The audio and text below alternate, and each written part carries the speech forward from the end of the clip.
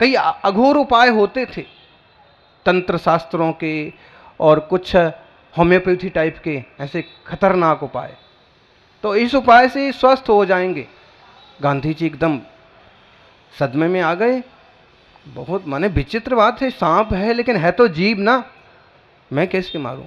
फिर भी परचुरेश शास्त्री को पूछा, शास्त्री जी आपकी बीमारी का शर्तियां इलाज ये सुंदरलाल बोलता है, लेकिन उपाय ये है। शास्त्री जी ने कहा, सुंदरलाल उसी घड़े में बंद करके तू मुझे जला के मेरा भस्म बना दे, लेकिन मुझे ऐसी कोई औषधि खाना नहीं है, मुझे ऐसे जीना नहीं। कैसे कोई व्यक्ति उपदेशक के साथ उदाहरण बनता है उसका। आचार्य गुरुवर सन्मति सागर जी महाराज उपदेशक तो थे ही, एक शिष्य को प्रायश्चित दिया। गलती की आपने सामायिक छोड़ी है, आपको एक सामायिक 1 घंटे का प्रायश्चित स्वरूप खड़े होकर सामायिक करना पड़ा। खड़े होकर सामायिक करिए। वो साधु कहते हैं नहीं, 1 घंटे तक मैं कैसे खड़ा रहूंगा, मेरे पांव दुखते हैं, मेरी कमर दुखती है, मेरा अंतरा हुआ है। आचार्य महाराज बोले कि याद कर कभी, आज हम मनुष्य हैं, आज सुख सुविधा में हैं, विचार कर कभी घोड़े की पर्याय में था तो ऐसे ही खड़े खड़े 24-24 घंटे निकलते हैं, दिन दिन निकलते हैं। और अगर तुम स्वतंत्र साधु जीवन में अगर प्रायश्चित में भी ये नहीं कर सकता है तो फिर मैं कर लेता हूं। आचार्य महाराज ने भी खड़े होकर 3 घंटे की सामायिक की और उस साधु ने भी देखा, उदाहरण से शिक्षा ली, उसने अपना प्रायश्चित पूरा की। उनका तो खैर अपना बहुत तप था, अभ्यास था कि वो 3 घंटे यूं रोज करते ही थे। बताया लेकिन आपको, उदाहरण बनो।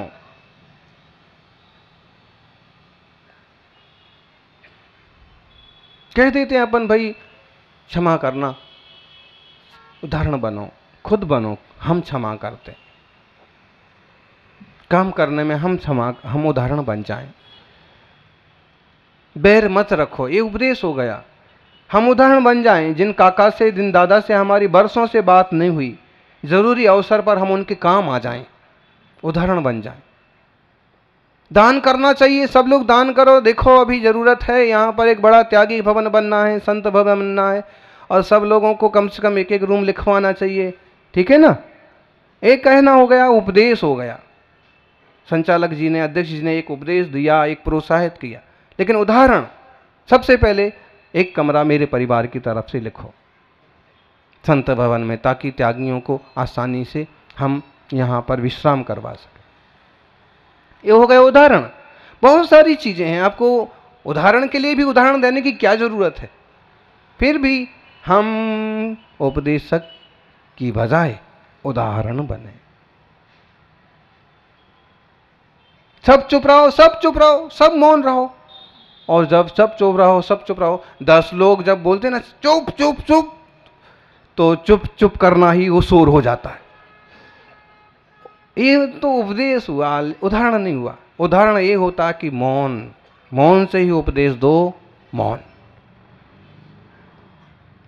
मौन के नारे ही शोर मचा रहे हैं, बोलते ना, मौन के नारे ही शोर मचा रहे हैं। माइक पर बोलते हैं साहब शांत हो जाइए, शांत हो जाइए, और जब वो माइक इतना जोर से बोलता है तो वही तो हल्ला हो रहा है। तो मौन के नारे ही शोर मचा रहे हैं, न्याय के सहारे ही चोर बना रहे हैं। किस डॉक्टर के पास जाएं आजकल हम, डॉक्टर के ताकत के कैप्सूल ही कमजोर बना रहे।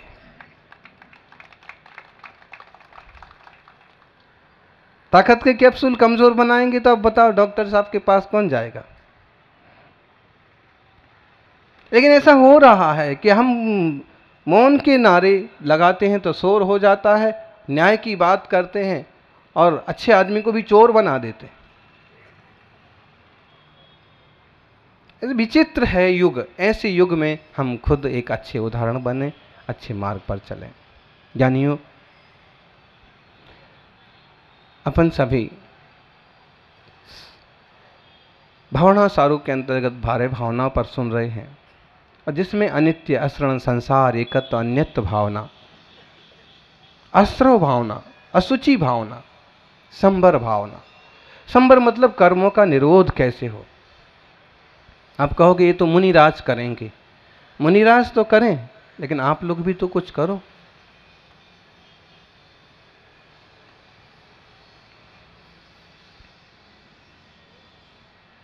कैसा जीव कर्मों का संबर करता है, उसके संबंध में कहते हैं, जोग जुत्तो विशुद्धप्पा तन्नाणी बीजितिंद्रियो सब भूतप भूदब्ब मन्नंतो वीणा बज्झदे। कर्म का संबर किसे होता है? संबर मतलब होता है कर्म नहीं आना, पाप पुण्य नहीं बंधना। शुद्धोपयोग की दशा में पाप पुण्य दोनों नहीं बंधेंगे, लेकिन शुभोपयोग होगा, अच्छे परिणाम होंगे तो पुण्य बंधेगा, पाप नहीं बंधेंगे। तो कहते हैं योग युक्त हो। योग युक्त, मन वचन काय 3 योग हैं। इन तीनों योगों को बस में रखो, तीनों योगों को कंट्रोल में रखो। विशुद्ध आत्मा विशुद्ध है, निर्मलता बढ़ी हुई है। विशुद्धि नहीं है तो अशुद्धि है। मन शुद्ध है, वचन शुद्ध है, काय शुद्ध है कि नहीं है? आहार के टाइम पर तो ये प्रूफ देना पड़ता है, प्रमाण देना पड़ता है कि मन शुद्धि, वचन शुद्धि, काय शुद्धि, बोलना पड़ता है कि नहीं? नए नए युवक आते हैं ना, उनको ये भी बोलते नहीं आता है। बोलते हैं मन शुद्ध, तन शुद्ध, बन शुद्ध, धन शुद्ध, ऐसे नहीं। मन का मतलब मन, हमारा हृदय, हमारी चिंतन शुद्ध है, हम अच्छा सोच रहे हैं। हमारा वचन भी शुद्ध है, और काय की शुद्धि, देह की, तन की भी शुद्धि है।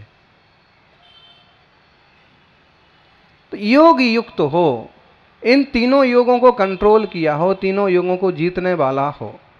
सम्यक विशुद्ध आत्मा और सम्यक ज्ञानी हो। सम्यक ज्ञानी मतलब, सम्यक ज्ञानी એટલે ज्ञानी, वेद विज्ञानी, जिसे आत्मज्ञान हुआ है, तत्वबोध जिसे हुआ है। और विजित इंद्रियों, जिसने इंद्रियों को जीता है, वह सब भूतप भूदब्ब मन्नंतो वीणा बज्झते। और सर्व जीव आत्माओं को अपने समान मानता है, वह कर्म बंध को प्राप्त नहीं होता। सम्यक ज्ञानी, मुमुक्षु, भेद विज्ञानी। परसों की बात है, एक महानुभाव एक युवक का परिचय कराया। बोले महाराज जी मुमुक्षु है, मुमुक्षु है। हमारा तो मौन था, लेकिन हमने कहा कि अच्छी बात है, मुमुक्षु है तो अच्छी बात। फिर बोले कि मुमुक्षु है और मुनियों की सेवा बराबर करता है। तो मुमुक्षु ना मुनियों की सेवा करेगा तो कौन करेगा? फिर हमने इशारे से कहा कि मैं भी मुमुक्षु हूं। तो कहने लगे महाराज जी आप कैसी बात करते हो, आप कैसे मुमुक्षु हैं? आप तो मुनि मार्गी हैं, खुद ही मुनि हैं। अब कौन बताए ज्ञानी कि मुमुक्षु का मतलब होता है मुक्ति की परिपूर्ण इच्छा रखने वाला धर्मात्मा जीव, मुमुक्षु। लेकिन कई बार शब्दों की भी फजीहत हो जाती है। कई बार शब्द भी किसी चीज में बंध जाते हैं ना, हैं? जैसे आजकल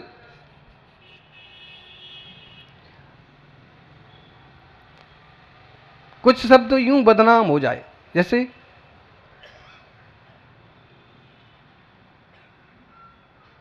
नेता शब्द अच्छा है, लेकिन आप यूं किसी को चलते फिरते बोल दो क्यों नेताजी, उसको ऐसे लगेगा कि यार क्या बोल दिया मेरे को, हैं? मतलब जैसे मेरे को डांट दिया है अथवा मेरा मजाक बना दिया।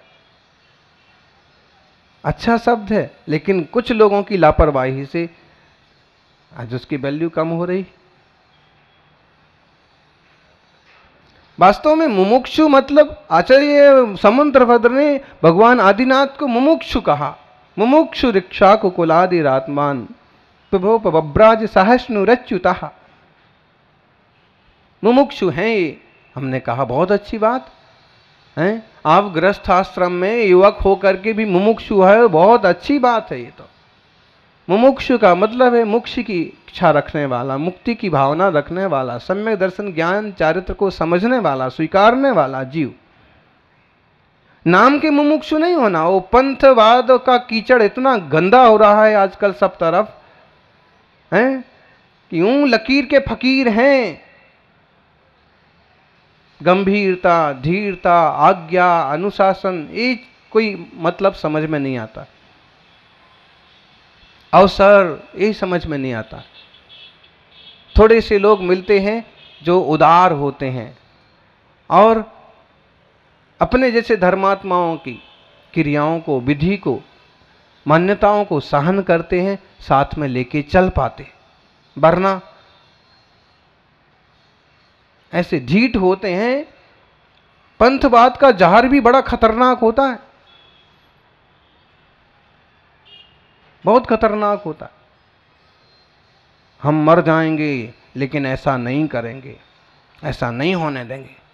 अरे तुम मरी जाओगे तो ऐसा नहीं करने देंगे, नहीं होने देंगे तो आप हो ही जाएगा ना। मरने की बात ही किधर रही। लो, ये बोले हम लुढ़क जाएंगे लेकिन हम ऐसा नहीं होने देंगे। नहीं, ये अनुदारता बुरी चीज है। सहिष्णुता, उदारता भी होना चाहिए और कुछ चीजों को हम गर्भित कर सकें, समा सकें। मुमुक्षु का मतलब है मोक्ष की इच्छा रखने वाला। अच्छी बात है। ये भैया वृत्ति में भी रोज आते हैं, आहार में भी रोज आते हैं, बिहार में भी हमारे साथ आते हैं। अच्छी बात है। भेद विज्ञान हो, आत्मज्ञान हो और फिर देवशास्त्र गुरु की आराधना हो, उसका आनंद कई गुना ज्यादा बढ़ जाता है। बहुत जीव हमसे ऐसे जुड़ते हैं और जुड़ना ही चाहिए। ज्ञानी सब भूदब्ब भूदब्ब, सब आत्माओं को अपने आत्मा के समान समझो। आत्मवत सर्वभूतेषु। हम किसी को एकदम तुच्छ कैसे समझ लेते, किसी को एकदम निम्न कैसे समझ लेते?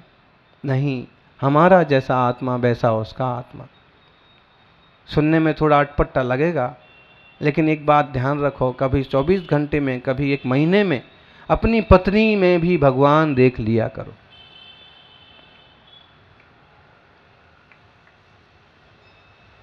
महावीर स्वामी तो कहते हैं पेड़ पौधों में, कीड़ मकोड़ों में भी तुम देख लो, भगवान आत्मा है, जीवात्मा।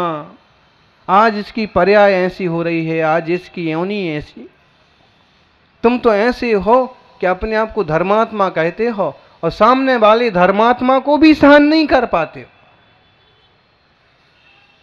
अपने आप को मुमुक्षु कहते हो और सामने वाले मुमुक्षु को भी सहन नहीं कर पाते हो। कुछ तो ऐसे मिलेंगे कि अपने आप को त्यागी कहते हैं और त्यागी को भी सहन नहीं कर पाते। क्या मतलब है? अरे भाई, जैसा आत्मा तुम्हारा वैसा आत्मा उनका। पत्नी में भी भगवान देखो। आप कहोगे विचित्र बात है, ये जमता नहीं, लेकिन ये जमाना पड़ेगा। कारण जैसा चैतन्य ज्ञायक आत्मा हमारे में है, वैसा उनमें भी है। आचार्य गुरुदेव सन्मति सागर जी की बात है।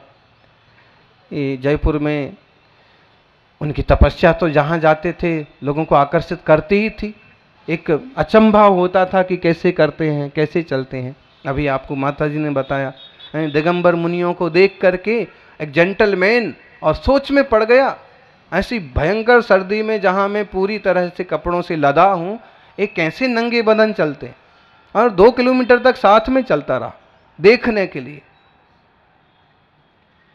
तो दिगंबर तपस्वी का जीवन तो आज भी आदर्श और आश्चर्य है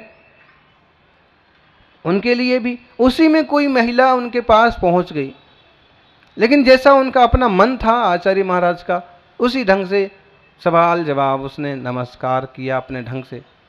फिर ऐसे ही पूछना चालू किया बिना सिर पैर के, महाराज जी आप मुझको क्या समझते, बताइए। हैं, अगर उसमें कोई चंचल व्यक्ति हो तो कहे हम तुम्हें सुंदर समझते, ठीक है ना। चंचल व्यक्ति क्या बोलेगा, तुम बहुत सुंदर हो, ठीक है। अगर कोई व्यक्ति यूं थोड़ी सी धर्म बुद्धि वाला हो तो कहेगा हम आपको माता जी समझते हैं। और कहीं वो मॉडर्न हुई ना तो तुम्हें मैं माँ दिखती हूँ, मैं तुम्हें काकी दिखती हूँ। कई बार औरतें बड़ी बिफर जाती हैं, अगर उनको तुमने कहा माता जी जरा हटना तो माता जी दिखती हूँ। अरे ये सम्मान का शब्द है, अच्छा शब्द है, लेकिन आजकल के ज़माने में उनको ऐसे लगता है कि माता जी बोल के जैसे मुझे बुढ़िया बोल दिया, और बुढ़िया तो बोल दिया तो फिर आप सैंडल खाने को तैयार ही रहो, फिर तो किसी को नहीं सुनना आजकल, सबको जवान रहना। लेकिन ज्ञानी आयु जाएगी तो बुढ़ापा तो आएगा ना, वो तो सब है ही, जड़ की क्रिया, शरीर की क्रिया होना है, इतना ज़्यादा क्या चढ़ना। गुरुदेव ने ऐसा कुछ नहीं कहा। जब उन्होंने अपनी नज़र ऊपर की, धीरे से इतना ही कहा कि हम आपको आत्मा समझते हैं, आत्मा समझते हैं, सुंदर की माँ ऐसा नहीं, हम आपको आत्मा समझते हैं। वो महिला सचमुच यही उत्तर चाहती थी, उसने यही गांठ में बांध रखा था कि यूं तो मुनि होते नहीं, अगर मैं ये प्रश्न पूछूं और मेरे मन का उत्तर मिल जाए तो मैं इनको जरूर अपना गुरु मान लूंगी। उनने वही उत्तर दिया कि मैं आपको ना स्त्री समझता हूं, ना सुंदर समझता हूं, ना असुंदर समझता हूं, ना बुढ़ा समझता हूं, ना, मैं आपको एक शब्द, मैं आपको आत्मा समझता हूं। बहुत गजब का उसको लगा कि ये ज्ञान की बात कही।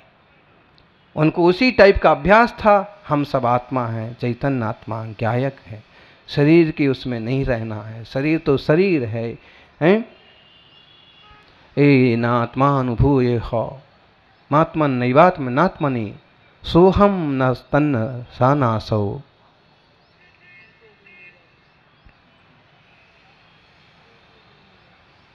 एको दो ना बाबहू, मैं स्त्री नहीं हूँ, मैं पुरुष नहीं हूँ, मैं एक नहीं हूँ, मैं दो नहीं हूँ, मैं नपुंसक नहीं हूँ, इस टाइप से जो आत्मा के संबंध में समाधि तंत्र में कहा, महाराज जी ने तो वही बात कह दी।